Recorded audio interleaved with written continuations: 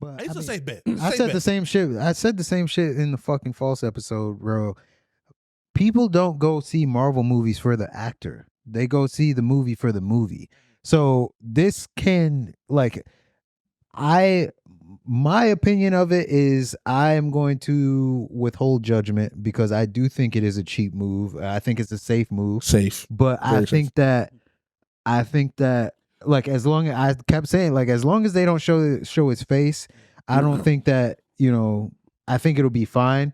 But no matter how like whether he's from a different universe, he's a Tony Stark from a different universe, or he's a Victor Von Doom, but he looks like Tony Stark from a different, like, no matter how the fuck you frame it, if they show his face, it's going to be like a weird thing. Yeah. Like, because they're gonna show his face. Like, I think they will, but I don't know how that's gonna come across. Like I said, I think that's gonna be the end of the movie kind of cliffhanger. Maybe because like they knock the helmet off and say someone get one good hit on him. But then but like, bro, I think he's gonna end with him in his battle world, and he's gonna be, because again, like this one dude said, he always fixes his face when he gets godlike powers. So it's gonna end with him with his battle world, and everyone staring.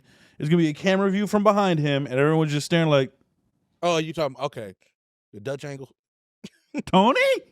But like that's lame as fuck. I said that, bro. That's lame. Okay. Like, bro, you gotta send your because you have to. Then. Now you have to fucking intertwine all of this. You have to intertwine. You have to explain it, because otherwise, there's no way that it's gonna come across. This is literally you have to explain. Like, you cannot have Tony Stark show up as a different person and not explain why that's Tony Stark. Like, and I think about it, but it is. Because that's why they're reacting like that.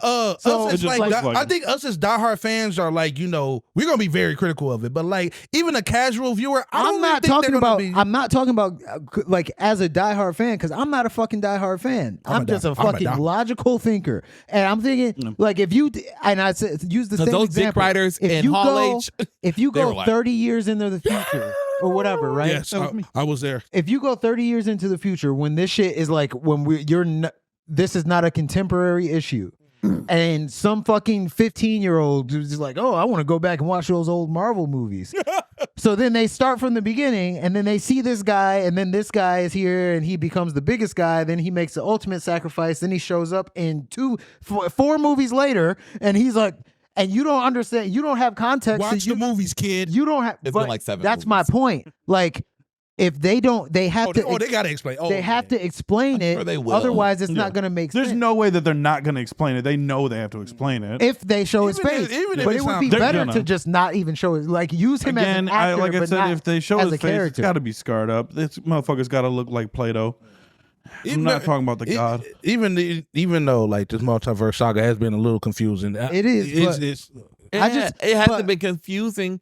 It's just been lame. But what lame and confusing? It's to me, just been lame. This is better multiverse stories. I think this has the potential. It could go well or it could backfire. Yeah, like they're trying to be safe, and then a lot of times, like when you play shit safe, like you just fucking use the example of musicians. Yeah. Like if you use the example of musicians, when musicians play it safe for too long, they fucking fall off. Yeah. Like so if you do this, like it could work though.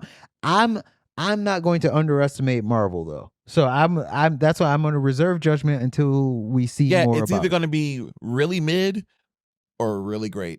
Also, real quick, expectations are high. They're going to be they're peak, especially now. But and real quick, just to double back real quick, I just realized as you were talking about Kang, the reason why I liked Kang so much was because Jonathan Majors is a black man and he's playing Kang, but his character transcends race. Yeah. So because he comes from a time where it don't exist no more. Yeah, like Kang is like the nigga's purple in the comics. I know what you're talking about. Well, no, he's a white man in the comics. He just his mask. Yeah, he's Reed Richards' like great grandson. Which Jonathan Majors could be Reed Richards' great grandson. Well, yeah, grandson, no you're all the way down the fucking line. Yeah, shit mixes up. You know what I'm saying? Yeah, it only takes like two or three generations to completely erase. He was like in year 3000. But me, I'm excited for Doom. Yeah, Robert Downey Jr. Doom, and it's for selfish reasons. because I love Robert Downey Jr. and I just want to see him in more stuff. Never heard of him. So, well, I recommend a couple movies. I recommend Chaplin. Very this indie actor. Kiss Kiss Bang Bang. He's in a couple of small films called Iron Man. Oppenheimer. Very small, very independent. Gotcha. But yeah, I know I love Robert Downey Jr. and I just want to see him and shit. So that's me being excited. Plus, I love Doom. It should have been Doom from the beginning. Shouldn't have been Kang. For real? Yeah. Really? Kang, in my opinion, I wanted to see Kang.